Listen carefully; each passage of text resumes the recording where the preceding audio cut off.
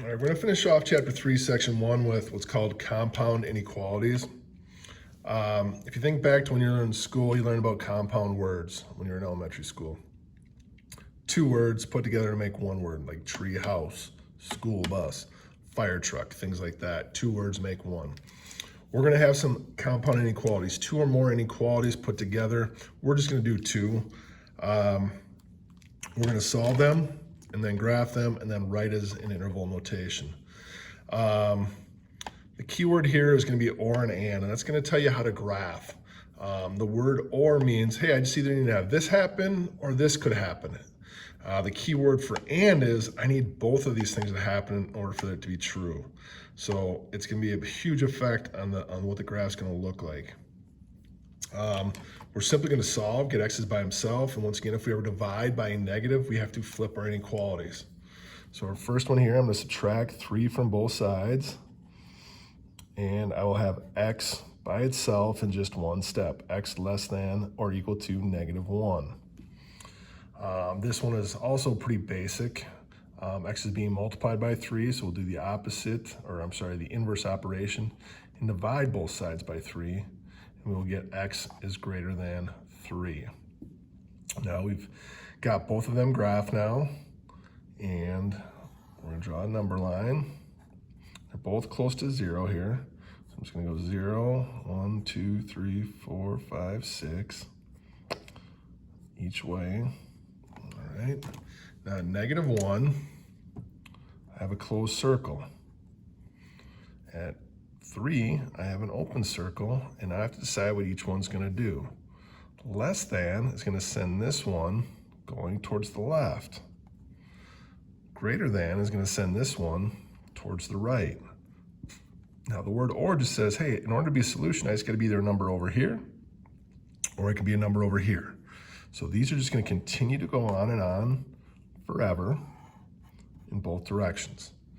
Now the only place I can have a solution is a number in here. So 1 is not a solution to either equation. Now the number 5 is a solution to this one, but not that one, but I only need to be the solution of one of them, so it's okay. So my graph is going to look like this. Now my interval answer is going to have to be 2 intervals, and I look at it from left to right. I'm going to start over here. I'm going to go -infinity, comma, and it stops at -1. All right, so I'm going to go parenthesis, bracket because it's filled in, and I'm simply going to write the word or, just like we had here.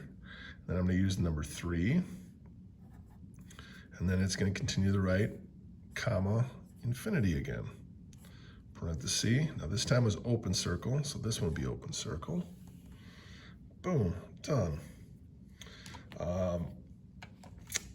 The next example here, we're going to use the word and. This one's going to look a little bit different. We're going to divide both sides by a -2 here. And remember, when we divide both sides by a negative, I got to flip this. I'm going to go greater than, those cancel, x is greater than -4, and now this one's going to be 2 steps, so we're going to add 3 to both sides. I'm going to get x over 2 is less than 5. Now, usually we divide now, but x is actually being divided, so we're going to multiply both sides by 2. That'll get these to cancel, and I got x is less than 10. All right, so now my number line, I have to be able to go from -4 and all the way up to +10. So I'm gonna make this a little bit longer, but I'm gonna show you one other thing you can do. We don't have to go by ones, all right? We can go by a scale, and you can pick whatever you want, especially like if you start getting numbers like 70, 80, maybe you wanna go by 10s. But since we're only going up to 10, we're gonna go by 2s. So I'm gonna go 2, 4, 6, and sometimes you can skip some, just make sure the count stays right. So I'm gonna go -4 and -8. We have everything we need. Now as I go to put them on here, this one needed a bar. I don't know why I took it off, I apologize. So we should have a bar or a closed circle at 10, and an open circle at -4. This time it does something different. X is greater than -4 means I'm going to the right. x is less than 10 means it's going to the left. So in the last one, they went apart. Now they're coming together and they just connect. So now for the word and, I have to find the numbers that make both of them true. So the only numbers that work are numbers in between here. -1, -2, 7, but not numbers on the edges here. Now this one had two different graphs, so we had to use two intervals. This one, we're going to use one interval. Left edge is -4, right edge is 10. There's no infinities on this one because it doesn't go to infinity. I'm going to use the closed bracket on the 10 and the parenthesis on the -4. And now we've got that. We're going to come back with one more problem that's an and problem that looks a little bit different. That'll be our last example.